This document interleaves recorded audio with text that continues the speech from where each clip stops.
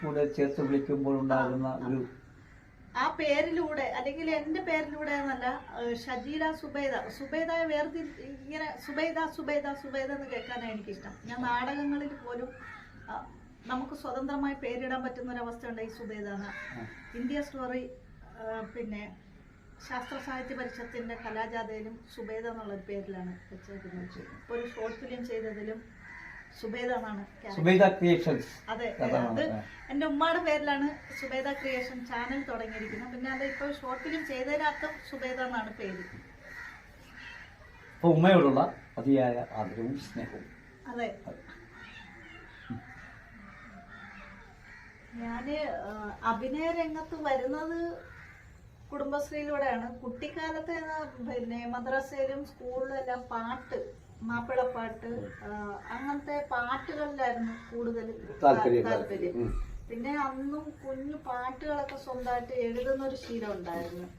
വലിയ ഇത് അല്ല എങ്കിൽ പോലും ചെറിയ രീതിയിൽ നമുക്ക് പാട്ടുകൾ, കുഞ്ഞു കുഞ്ഞു പാട്ടുകൾ എഴുതാൻ ഇഷ്ടമായിരുന്നു, എഴുതുമായിരുന്നു. പാടി സ്കൂളിലും മദ്രസയിലും ഒക്കെ മാപ്പിളപ്പാട്ടിന് ജില്ലാതലത്തിലും പിന്നെ സ്റ്റേറ്റ് ലെവലിലൊക്കെ ഫസ്റ്റൊക്കെ കിട്ടിയിട്ടുണ്ട്.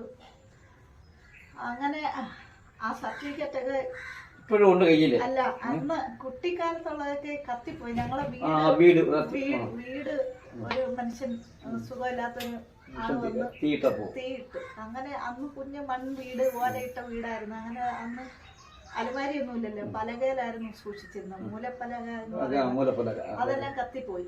പിന്നെ അഭിനയ രംഗത്ത് വരുന്നത് കുടുംബശ്രീയിലൂടെയാണ്. പിന്നെ കുടുംബശ്രീയിലൂടെ സർക്കാർ സ്ത്രീകളെ എല്ലാം നമ്മളെ നാടകം പഠിപ്പിച്ചു. അപ്പോ ഭാഗമായിട്ട് രംഗത്ത് പ്രൊഫഷണൽ സമിതിയിൽ വന്നത് നിസാം പത്തനാപുരത്തിന്റെ കൊല്ലം കലാചൈതന്യയില് ഞാൻ പ്രവർത്തിച്ചിട്ടുണ്ട്. പിന്നെ കൊല്ലം കുണ്ടറ പ്രദേശത്ത് അക്ഷരതൂലികയിൽ ഞാൻ പ്രവർത്തിച്ചിട്ടുണ്ട്. പിന്നെ ഒന്ന് കുന്നത്തൂർ രാധാകൃഷ്ണൻ സാറിന്റെ ഒഡീസിയിൽ പ്രവർത്തിച്ചിട്ടുണ്ട്. ഉണ്ട്, പലപ്പോഴും ഇടയ്ക്ക് നമുക്ക് ബസ്സിൽ വെച്ച് കണ്ടു. അതെ. അപ്പോ പിന്നെ പോയതെന്ന് പറഞ്ഞു കഴിഞ്ഞാല്, ഇപ്പൊ ലാസ്റ്റ് പോയതെന്ന് പറഞ്ഞാൽ അസിതാരയിലാണ്. അസിതാരയിൽ എത്തിയതെന്ന് പറഞ്ഞു കഴിഞ്ഞാല് എനിക്ക് പ്രൊഫഷണൽ സമിതിയോട് വലിയ താല്പര്യമില്ലാത്തതാണ്. എനിക്ക് സ്വതന്ത്രമായി വർക്ക് ചെയ്യണം, സാമൂഹ്യ നാടകങ്ങൾ ചെയ്യണം, അത് എഴുതുകയും സംവിധാനം ചെയ്യുകയും ഒപ്പം അഭിനയിക്കുകയും ചെയ്യുന്നത് കൊണ്ട് തന്നെ ഈ അച്ഛ അമ്മ വിളി നാടകത്തോട് വലിയ താല്പര്യമില്ല. പക്ഷെ അസിതാരയുടെ നാടകം നല്ല നാടകമായിരുന്നു. പൊരുൾ എന്ന നാടകം, അത് ഒരു കുറ്റാന്വേഷണവുമായി ബന്ധപ്പെട്ട് ഉള്ള നാടകമായിരുന്നു. ശ്രീകുമാർ സാറിന്റെ വൈഫാണ് ഞങ്ങളുടെ കുടുംബശ്രീയുടെ ചെയർപേഴ്സൺ ആയിട്ട് ഉള്ള സുഷമ ചേച്ചി. അപ്പോൾ സുഷമ ചേച്ചി എന്നെ വിളിച്ചിട്ട്, മോളെ ഇതുപോലെ ഒരു ക്യാമ്പുണ്ട്, അഭിനയ കളരി പഠിക്കാനും മോളെ എഴുതുകയൊക്കെ ചെയ്യുന്നതല്ലേ, പാടുകയൊക്കെ ചെയ്യുന്നതല്ലേ, പോകാമോ എന്ന് ചോദിച്ചു. അങ്ങനെയാണ് കൊല്ലവും പത്തനംതിട്ടയായിരുന്നു, ഈ 2 ജില്ല വെച്ചിട്ടായിരുന്നു ടീം. നമുക്ക് പത്തനംതിട്ടയായിരുന്നു ട്രെയിനിങ്. അവിടുത്തെ പത്തനംതിട്ട അമ്യൂണിറ്റി സെന്റർ, കുടുംബശ്രീയുടെ അമ്യൂണിറ്റി സെന്ററിൽ മലയാളപ്പുര, അവിടെയായിരുന്നു ആദ്യ ക്യാമ്പ്. അപ്പം ഈ 2 ജില്ല വെച്ചിട്ട് ഞങ്ങൾ കൊല്ലവും പത്തനംതിട്ട അങ്ങനെ ഓരോ ടീമുകൾ ആയിട്ട് ആദ്യം നമ്മൾ നാടകം ചെയ്തു.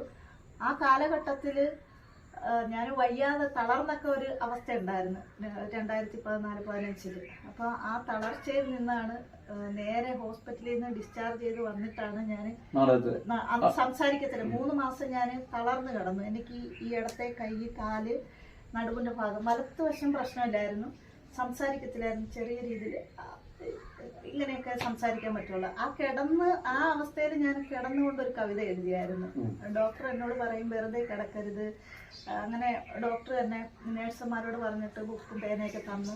തളർന്ന് കിടന്നിട്ട് ഞാൻ എഴുതിയ കവിതയ്ക്ക് കടക്കൽ നമ്മുടെ ഉമ്മന്നൂർ ഗോപാലകൃഷ്ണ സാറിന്റെ